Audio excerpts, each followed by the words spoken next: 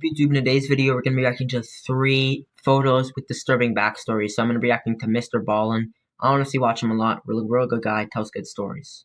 We'll get into this video. Progressively more disturbing stories, and at the end of each of them, I will share the photo that is famously associated with that story. But before we get into those stories, if you're a fan of the strange, dark, and mysterious delivered in story format, then you've come to the right place, because that's all we do, and we upload once a week. So, if that's of interest to you, please I always watch this guy, and he has the best stories ever. Offer to give the like button acupuncture, but then after you put in all the needles in their back and you stick the moxa to the end of the needles and you light those, just leave. Also, please subscribe to our channel and turn on all notifications so you don't miss any of our weekly uploads. What was that? Let's get into today's stories. Remember, I always used to watch this guy in 2022.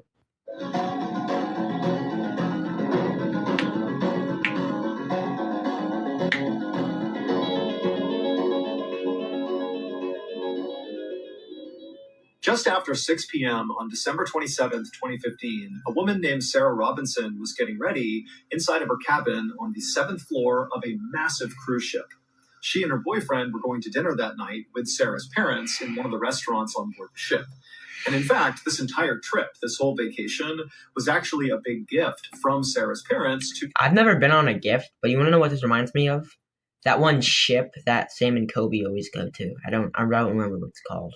Sarah and her boyfriend.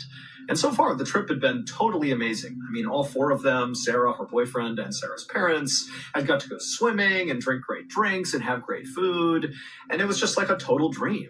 But now they only had one night left, tonight, and they wanted to make the most of it. And their plan was to go to the big buffet that the ship offered and just totally indulge on the amazing food.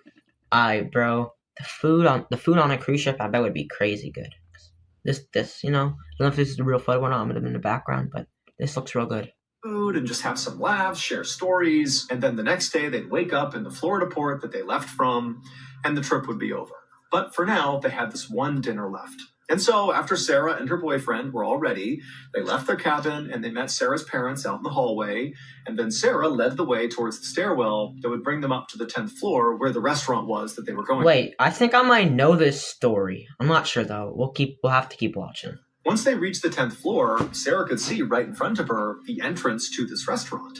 And so she, her boyfriend, and her parents, all behind her, began walking towards the restaurant. And to get there, they would have to walk past this sort of lobby right in front of the restaurant where there was this... Bro, that is so trippy, dude. That does not look like it's straight, but it is, I guess. That would go down to the lobby and all the other floors. And so, you know, Sarah and her family, they walked past these elevators, and as they did... If you look at, like, the top right there on the screen, you'll see it says, like, real photo or fake photo. Sarah began to hear what sounded like rain hitting the outside of the ship. But that didn't make any sense because that whole day the weather had been beautiful and clear, and Sarah, when she heard this sound, she instinctively kind of looked around the corner out one of the windows, and she looked out into the night, and it was still clear and beautiful out. So this could not be rain. Not a real photo. And so Sarah, she turned around and she looked at her boyfriend and her parents with a sort of quizzical look, being like, "Do you hear this? Like, what is that sound?" And they clearly... I honestly had no idea that quizzical meant that. I thought it had heard it too, and we're looking back at her like, I don't know. But before they could even start to discuss whatever this was, a woman who they didn't know, who was standing near these elevators as well, began to scream. It would turn out just a few minutes before this woman began to scream. So hold on. I one time, I used to get this thing where I used to hear what? You know, like when you're shaking your leg and then the thing you're shaking it on starts shaking like this. It sounds like this. I used to get that in my room just randomly, bro. The cruise ship's chief electrician, 66-year-old Jose Sandoval Opazo, had begun doing routine maintenance on the elevators that were located a few floors below the 10th floor, but still within that same elevator bank that could bring you up to the 10th floor where that restaurant was. And while Jose was performing this very routine and quick maintenance on the elevator, something strange happened. But to understand why this happened, you need to understand a little bit about Jose and the other electricians on board this cruise ship. So there was oftentimes a lot of very quick and easy maintenance that would need to get done on these elevators, which would involve going into the elevator shaft to do it. But this is low key, bro. Like, I honestly, if I was walking here, I'd be dizzy, bro. Cause look at these floors, and especially like if the ship's rocking back and forth, I'd be tripping, bro. But again, these are very short bursts, in and out, very easy to do. All the electricians know how to do it. And the procedure was to actually fully shut down that elevator, like completely, and then go inside and do the maintenance, and then go through the process of starting the elevator all over again. But that was so disruptive to the flow of traffic on the ship each day, and it was just kind of a hassle. And so Jose and the other electricians had come up with this sort of workaround that didn't require them to shut down the elevator. Because again, that was just a huge pain, and they didn't want to do it. And so what they would do is they would wait until the elevator car within the shaft they needed to do maintenance on was at some other level, like on floor 2, and they would go into the elevator on like floor 8 and then quickly do the maintenance on the inside of the shaft or whatever it is they had to do.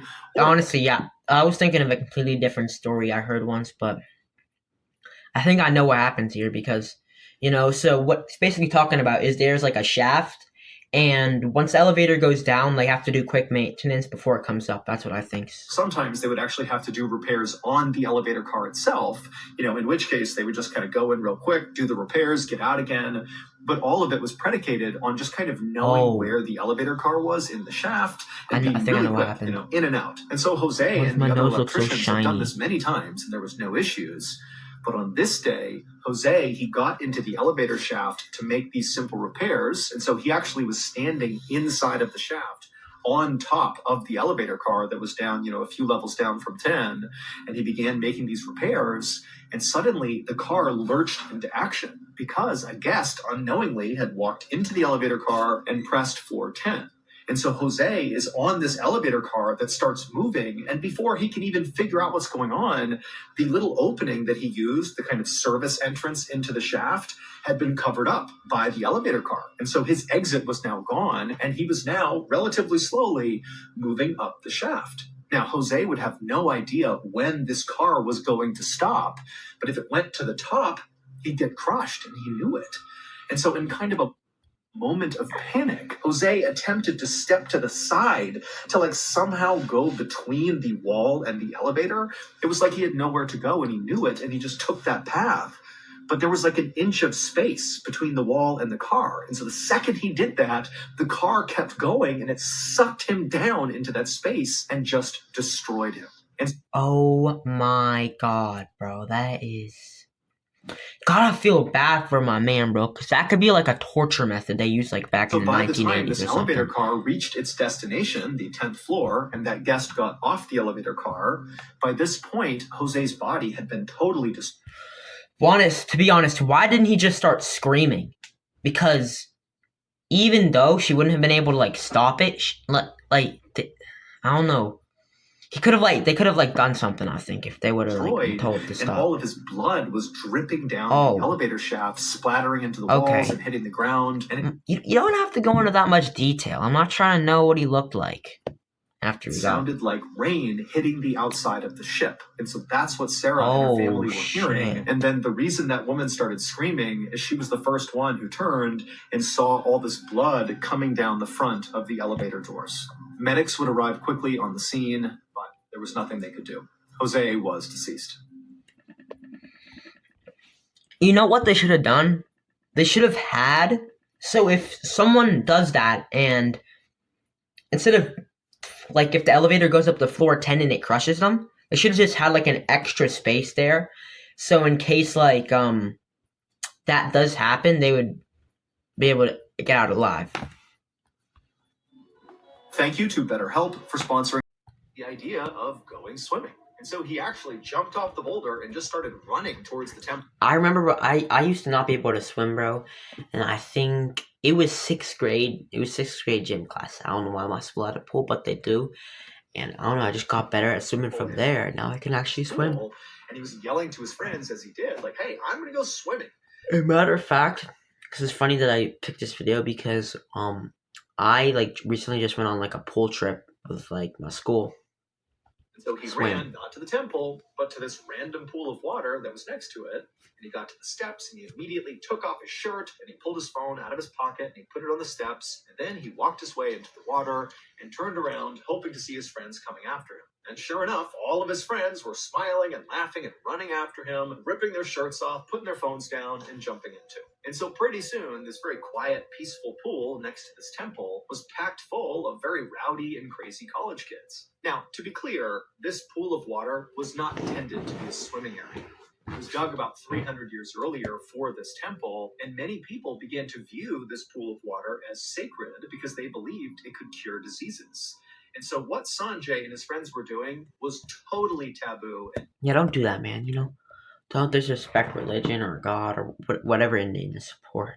Not being racist, Dad. I think he's Indian, right? He said India. Not allowed. But I can promise you, Sanjay and his friends did not care. They were having a great time. And in fact, Sanjay was having such a great time that when he turned around and looked back up the steps they'd all charged in on, he saw one of his friends, whose name was Vishwas, was standing up out of the water, reading what looked like a plaque about... Oh my god, I think I know what this story is. Bro, there's gonna be like some type of fucking parasite or something in the water. Right? That's what the plaque's about? I don't know. Wait, why would that be? Just cure disease. Maybe crocodile. I don't know. This pool of water. And Sanjay hated the idea of one of their buddies not getting to experience this fun.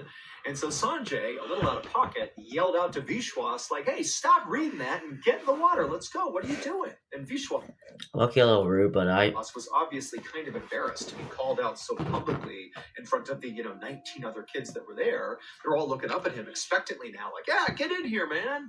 You want to know what's so annoying?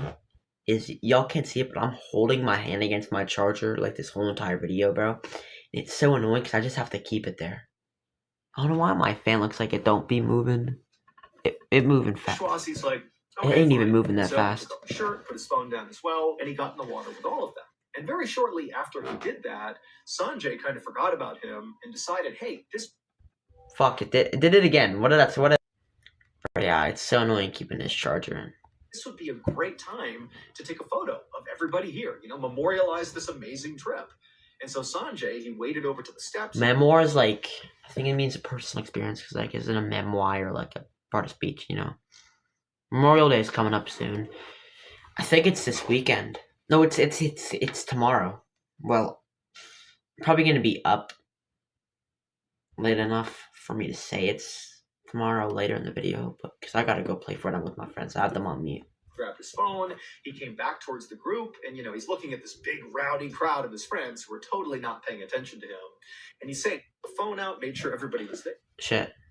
Photo, I make crap. Gather up, I'll take a photo of all of us. And so it took a couple of minutes, but eventually, all these kids got in frame, and Sanjay, he held the phone out, made sure everybody was there, and they all... Did it again. What up? What the heck? Has to stop doing this. I can't keep my hand here forever. Sanjay, he held the phone out, made sure everybody was there, and they all smiled, and he took a picture. And then after he took the picture, Sanjay put his phone back on the steps and returned to just splashing and goofing around with his friends. About an hour later, Sanjay and his friends had left the pool and were now in the temple. To be honest, they didn't need all that, bro. Like, I understand you hiked, but you do not need to be in the water for an hour. I thought you were just going to cover your body in water and then you go to the temple and wait till you dry off. Sat down on this low wall and we're just walking around exploring. But eventually, Sanjay just got tired. To be honest, that's what I would have done in that situation. Not even gonna lie. But we'll see what unfolds here. I'm not sure yet what happens inside yet. The temple, it was not very interesting to him, and so he eventually just went outside again and sat down on this low wall that was right outside the temple. And because he knew his friends would not be done for at least 15 or 20 minutes or so, he just pulled out his phone and began kind of scrolling through social media. He's like the nonchalant friend that's like always relaxed and shit, and then his other friends are just like the hyper friend, like me. Yeah, I'm too fucking hyper and shit. Doing what we all do on I our talk phones. too much. But eventually, Sanjay opened up his photo album to look at all the photos he had taken during the hike in, and then also that picture in the pool, and then also some pictures. Oh my god, ow! It's actually starting to hurt my finger like hell. My god, why does it hurt? Oh my, I'm gonna have to pause. Ow! I don't think it's gonna come out, bro, but my god, that actually stings like hell. And I have a high pain tolerance too. That hurts so bad. again, and then also that picture in the pool, and then also some pictures he took inside of the temple. And so he pulls up his pictures and just kind of starts scrolling through them, and he eventually reaches the photo that he took, selfie style, in the pool with all of his friends together. And so he opens that picture up and he looks at it and he smiles because it definitely was the best picture he took. He got all his buddies in frame. Everybody seems so happy. Pretty good picture, not gonna lie. But that seems so much bigger than. Is that me or does that just seem so much bigger than, like how it is in whatchamacallit. Happy. But as Sanjay was looking at this photo, he realized there was something odd about it. There was just something in this photo that just seemed like it shouldn't be. And as he looked more closely at it, the smile on his face faded, and he began to panic just a little bit. He didn't know if what he was looking at was real or not, but he knew he had to go find out. And so Sanjay put his phone away and he looked up and began looking around outside the temple at all the other people who had left, and many of them included his friends. And they were walking around, talking in groups or whatever. And Sanjay, he began looking at all of his friends and he would stare at their faces. He was looking for something, but he didn't see what he was looking for. And so after scanning the entire outside and I'm not gonna lie. This reminds me of I remember last year. It was probably one of the best years of my life. My hair was so much better than it is now. Everything was going good, man. And I went to Acropolis in Athens, and this is what it reminds me of, man. I wish I could go back to last year, but can't do that in life. I love seventh feeling grade. satisfied, Sanjay got up and speed walked back into the temple and began going into each and every room, looking at every single person he encountered.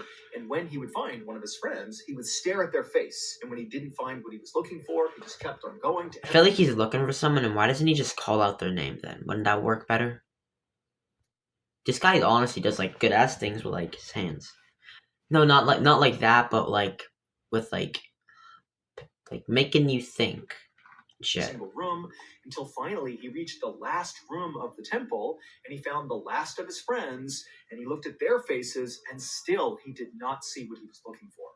And so now Sanjay is truly panicked. He's actually horrified at this point. He runs back outside and he finds their college professor who had come along to sort of chaperone the trip.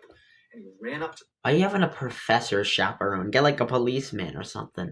Why you got not a chaperone, whatever, college officer. Professor. I'm out of it. Photo of them in the pool, and he showed the professor what he had found. And Sanjay pointed out the strange thing about this photo. And so the professor, he began looking at the photo too, and right away, he also could see this very strange thing that seemed very out of place. And so the professor asked Sanjay a few follow-up questions, about like what Sanjay had done since discovering this. And after Sanjay said, I've been all over the temple, I still can't figure it out. And so the professor knew the police would have to get involved. And so the professor got in touch with police. And so the police came out to the temple not long after that. And the students, so Sanjay and all of his friends. So what did the picture get? What's so bad that a picture could have gone? I'm trying to think. I'm not sure what the story is yet. Instructed to stay right by the temple. Do not go down to the pool. Because like I said earlier in this video, I always used to watch this guy, so I might know this story, I might not. The police handle it. And so when the police came in, they came running by the group, and Sanjay and his friends were just kind of watching anxiously, waiting to see what happens. And then as the officers went down to the pool, from where Sanjay and his friends were standing, they actually did not have a clear view. The temple itself blocked their view, so they could not see the pool. But they could hear what the officers were doing. And at first, as Sanjay and his friends are standing there really nervously, they don't hear anything down at the pool. But then they hear one of the officers shout something out, like he's found something. And then... Oh. Dude, what could they have found? And Sanjay and his friends heard all this splashing as clearly officers were jumping into the pool. And it was at this moment when Sanjay heard that splashing that he knew the thing he saw in this photo, it had to be real. As horrible as that was, it had to be real. The reason why Sanjay's friend, Vishwa, I know the story. I know this picture, not the story. Was not in the water with everybody else. Why he was up reading that plaque about the history of this pool was because Vishwas did not know how to swim, but he didn't tell anyone. Nobody... So let me break this down for you. This isn't a spoiler, but I did catch on to the story just a few minutes ago, but what I'm going to say is basically the point of what he's trying to say is Vishwas died, and he thought he could swim. He couldn't swim, but he thought he'd look cool if he tried to. Knew this, and so he was probably kind of embarrassed about it, and so maybe was reading this plaque as sort of a way to, act distracted. Come on, dude, just admit that you can't swim. Like, it's not that hard. Some people just try so hard to act cool or so hard to fit in, bro. It's kind of annoying. Is the reason he's not swimming.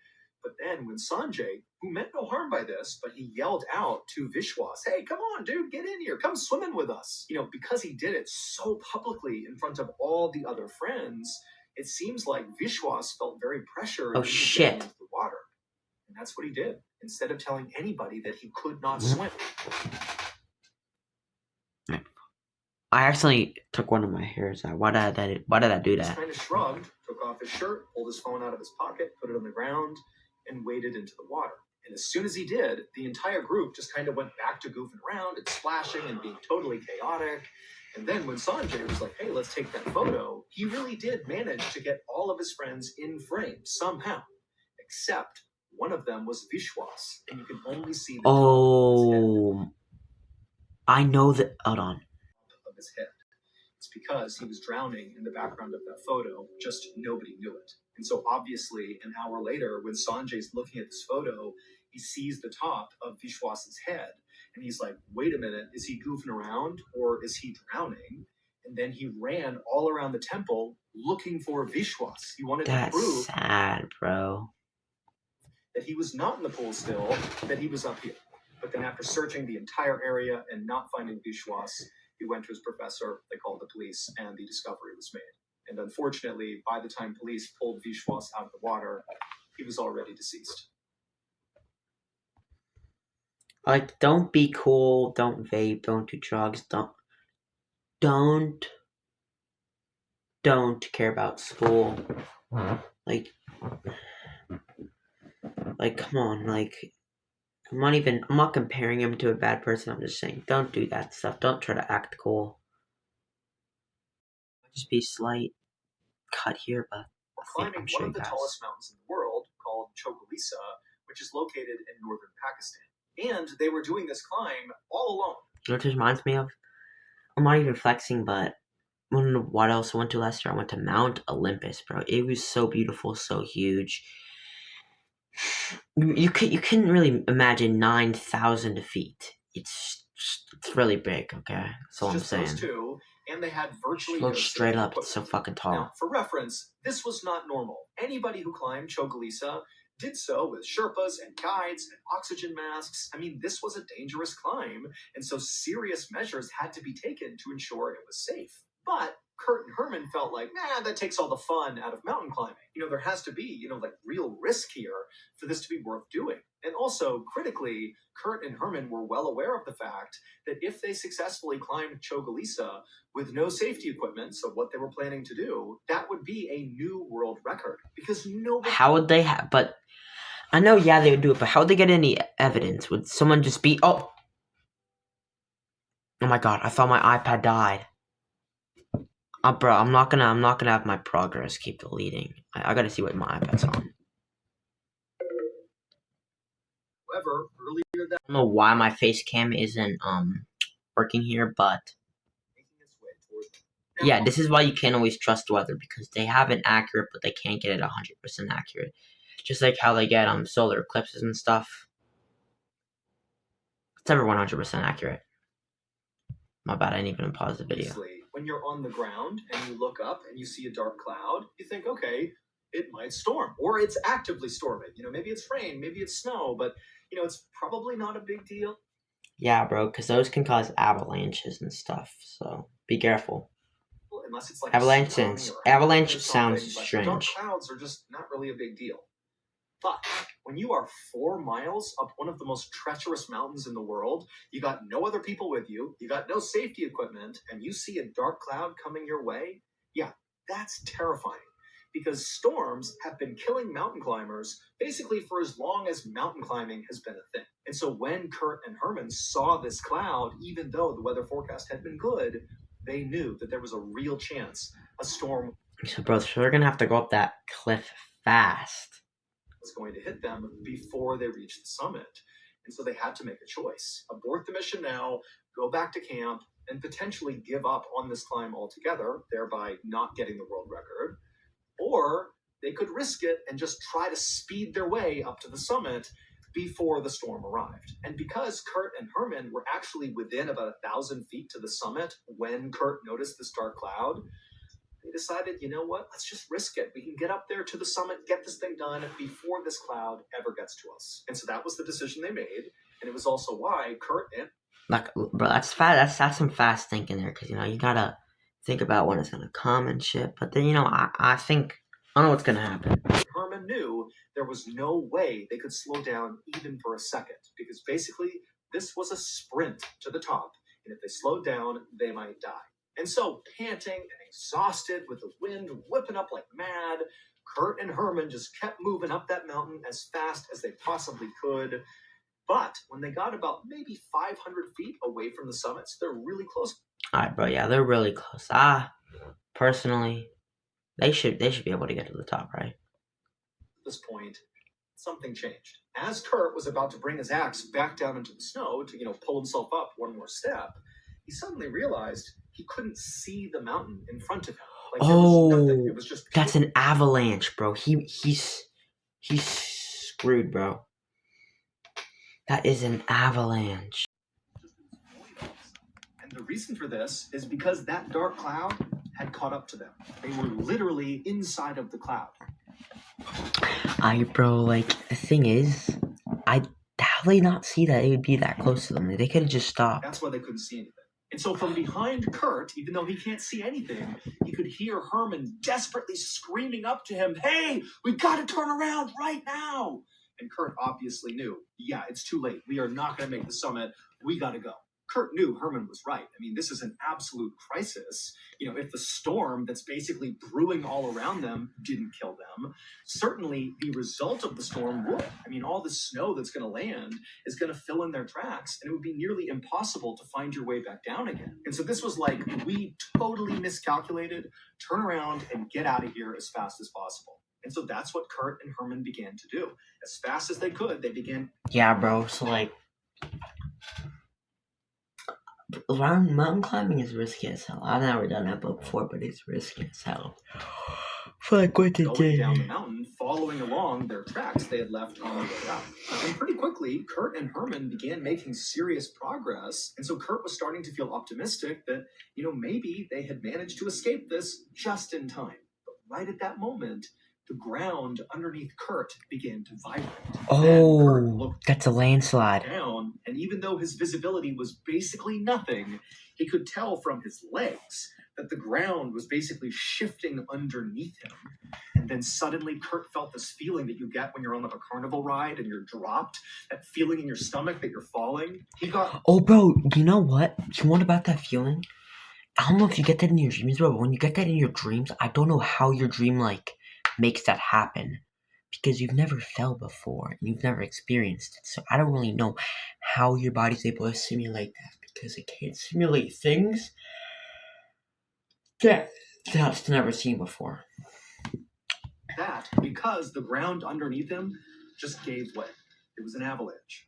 And so in absolute desperation, Kurt, who knows he's about to be sucked into an avalanche, he just jumped, like as far away from the mountain as he possibly could, kind of at an angle to the right, like he was leaping up and out of the avalanche and over to the right.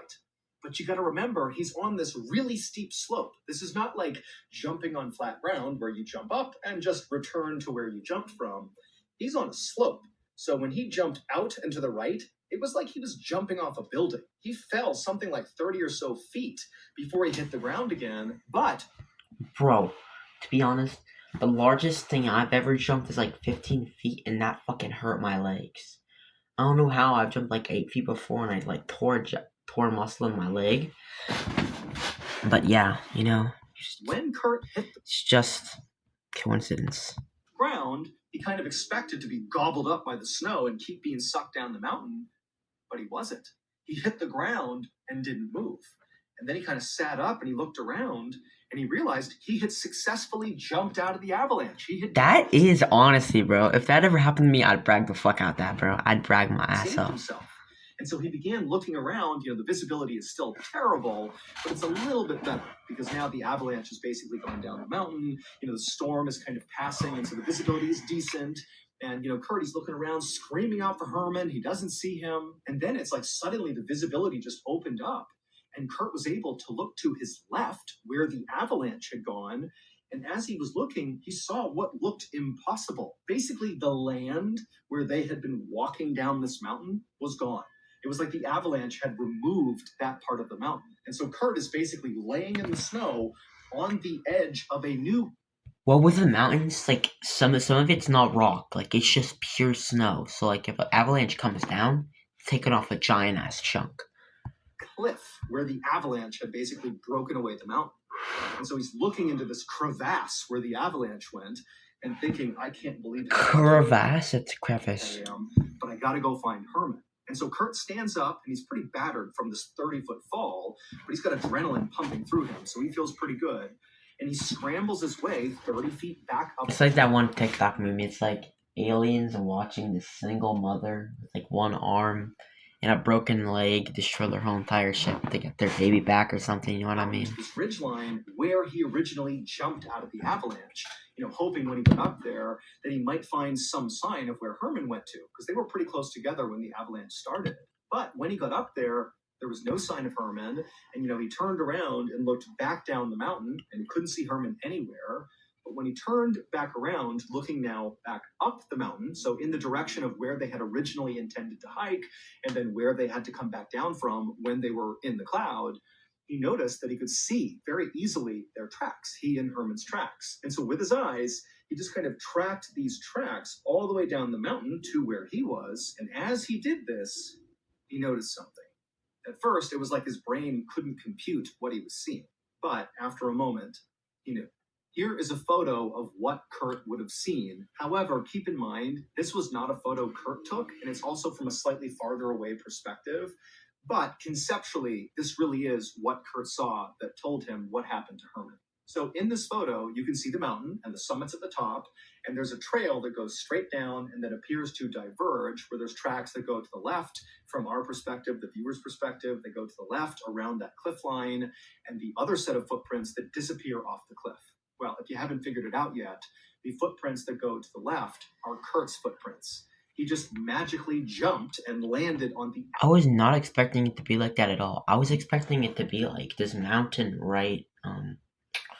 Like there's a mountain on the top left, and it is kind of what I expected. I don't really know how big of a scale that is. Edge of where this avalanche was going to happen. But my God, he is the luckiest man alive. Maybe not the luckiest, but one of the luckiest man alive. Other set of prints. And so when that avalanche started, there was nowhere for Herman to go, and he was sucked into that avalanche and dragged over 1,000 feet down the mountain, and his body was never recovered.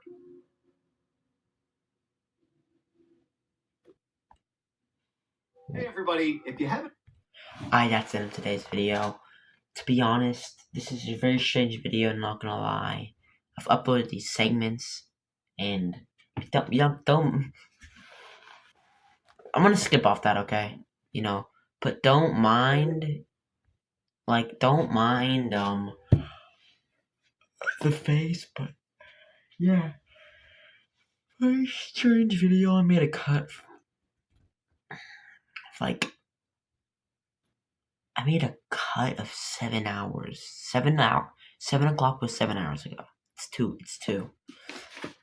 2:35 right now.